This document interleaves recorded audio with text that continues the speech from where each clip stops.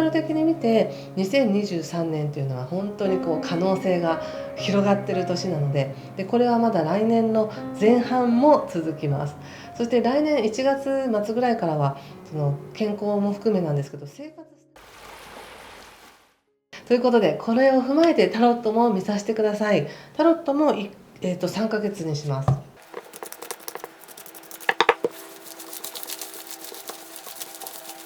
万が一ですけどね、もしも人間関係で今何かちょっと辛いわとか、嫌な人と向き合わなきゃいけないっていうことになっている方っていうのは、それこそその人を通して自分の価値観っていうのを磨かれてる時ですからね。決して嫌な思いするだけではないのでね。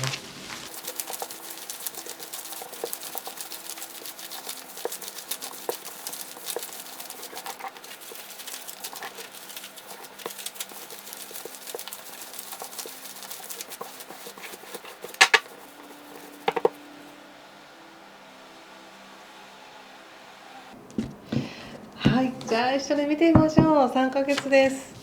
カップ3、カップナイト100、ソード6、ワンドのナイト逆ですね。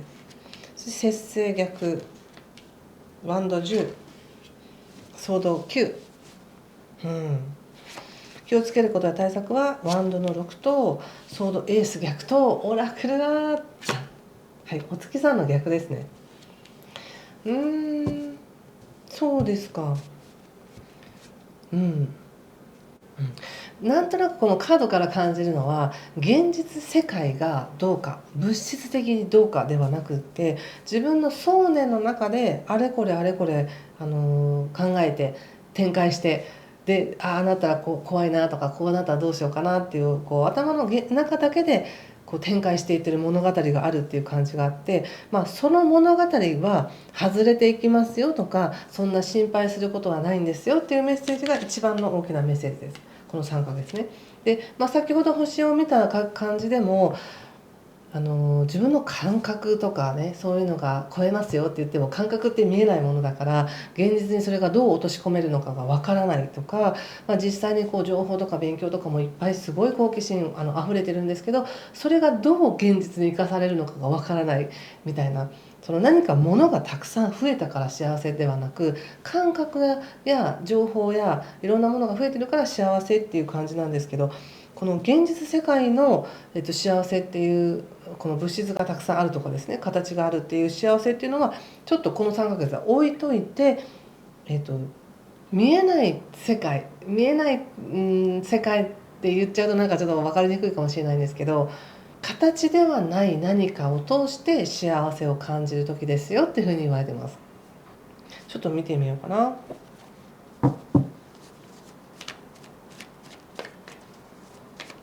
そうですね、まずやっぱり真面目に献身的に真面目にやってこられた方にとっては、この10月からの流れも決して悪いものじゃないですし、喜びがあると、すでに誰かからも認められてたりとか、喜びも十分あると。だけど何かもっと誰かからの承認が欲しいんだとか、もっと違う誰かからの確固たるなんか愛が欲しいんだみたいな、絶対これだけ持ってたら大丈夫みたいな、何かそういうのが欲しいんだっていう思いがあるかもしれないですけども、それも全て幻想というか、それがあったとしても本当にそれでもう万全な体制かというとわからないですし、見える世界とか今あるものっていうのも全て時間とともに変わっていきますから、変化していくので、この変化していくものとか物質があるないということを、幸せの基準にするのではなく、自分の感覚で見える世界はいくらでも変わるよっていう、その感覚の変化っていうものを楽しんでいただきたい3ヶ月なんですね。でもものすごく頑張って行動していこうとしてるのかなって感じがあります。ちょっと見てみますね。まず10月ですが、節制の逆とね、マジシャンの逆とペンタクス6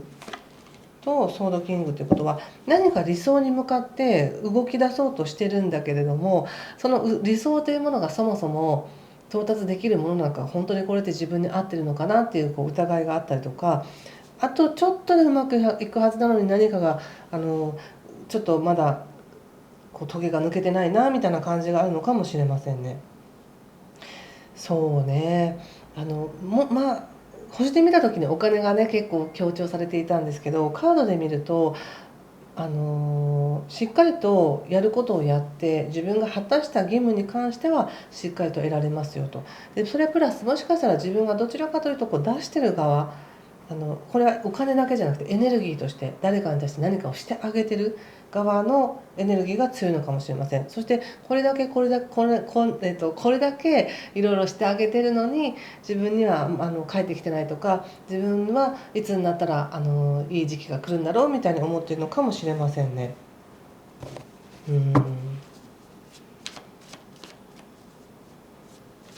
ちょっと見てみます、続きを。そして11月ですが、11月も目いっぱい頑張ってるんですよね。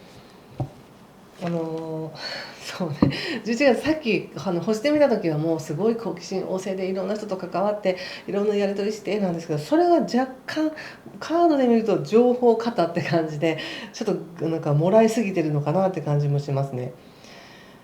そうね、実際いろんな人と関わってます。だけどそれに対して全てに応えられないみたいな思いがあったり、無駄に動きたくないっていう思いがあるのかもしれません。ちょっと体力がついていかないぐらいの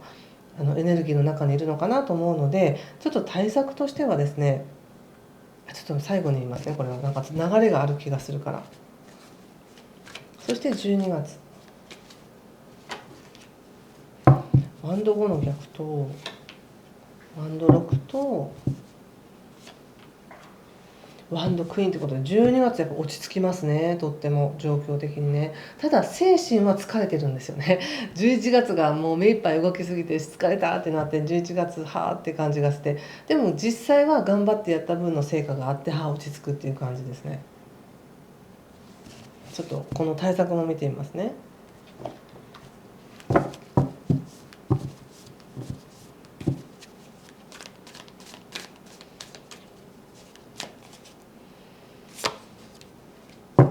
エンペラーですよ。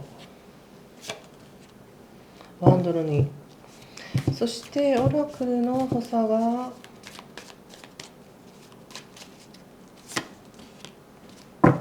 ソード7、太陽ということで、そうですね、ちょっと私がねやっぱり感じたことをちょっと正直にお伝えさせていただくと、その誰かに何かをしてもらわなければ幸せじゃないとか安心できないっていう感覚がもしあるとしたら、それを卒業できるような宇宙の流れとして応援が来てるよっていう感じがしました。実際はまあどのねレベルで見るかによって全然変わるんですけど、実際は喜びだってあるし、あの頑張ってやってることってうまくいってるし流れてるし悪くないんですけれど、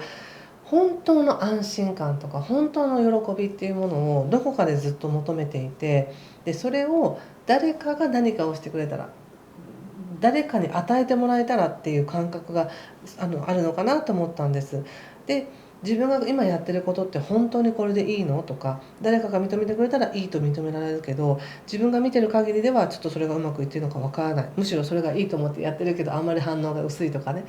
なんかそういうこと、じゃあもっと頑張ったらいいのってことでもっと自分を追い込んで頑張りそうなんですよね11月ね。だけどだんだん体力がもう疲れて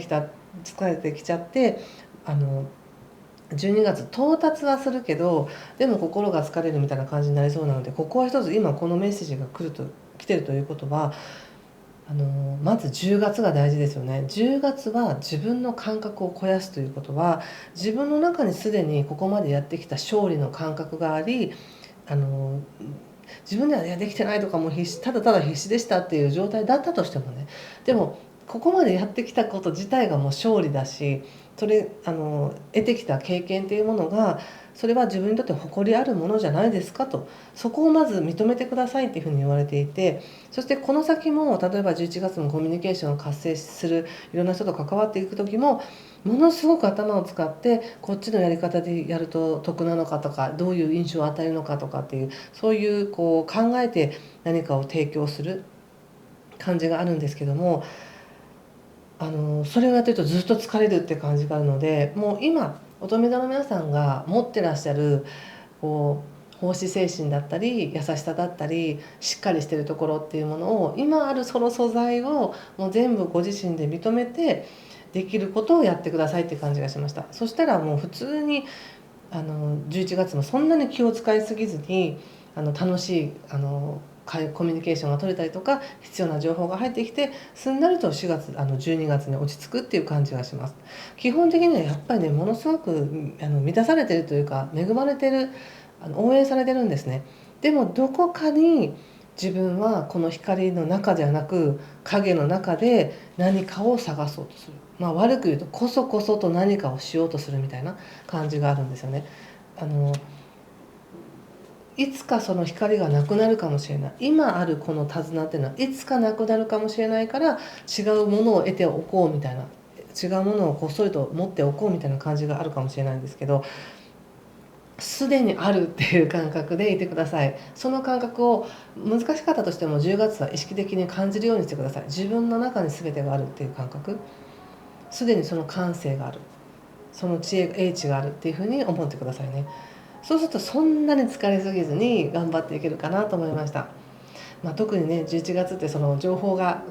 肩になりすぎるというカードでは出てるんですよね。星ではそれがいいよっていうことなので、程よい塩梅で生かしてください。そんな感じかなということで、ここまでにしておきます。もし何かしら参考になりましたとか分かりましたという方は、ぜひいいねボタンやチャンネル登録していただけると嬉しいです。ということで、いい3ヶ月をお過ごしください。今回も最後までご視聴ありがとうございました。失礼します。